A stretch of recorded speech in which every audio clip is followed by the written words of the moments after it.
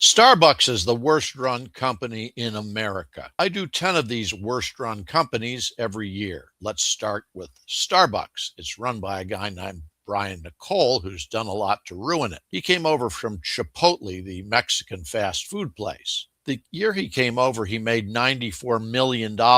He got things like a jet that flies him back and forth from his place in California to Seattle, where the headquarters is. By the way, he fired a lot of people in Seattle because he wanted them to come to work every day. They were working from home.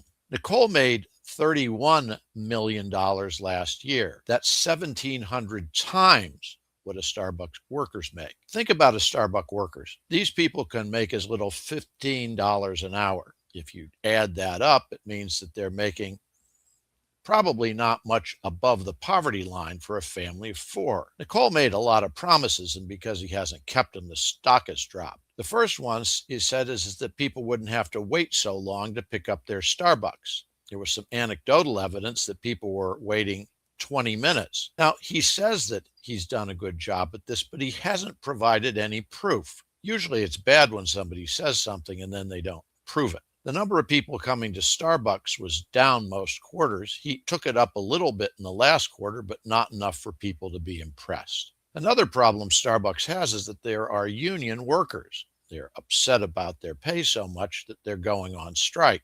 They're not a huge percentage of the Starbucks workers, but the union keeps trying to sign them up. It's also trying to negotiate with them, but the Starbucks workers say that the negotiations aren't in good faith. Nicole also said that he'd make the stores nicer. Well, based on what I've seen, they aren't nicer at all. Some of them are dirty, at least some of the ones I go to. They're also dirty in their bathrooms, which has got to bum people out when they go to a Starbucks. So if you look at Nicole and you look at what he's done for Starbucks, you got to take what was one of the great brands in retail, Starbucks, and say that it's gone zero. As a matter of fact, he's made it worse. At the same time, places like McDonald's and Dunkin' Donuts are doing very well. One of the reasons is that they offer people food at a reasonable price. At Starbucks, a cup of black coffee can cost $3.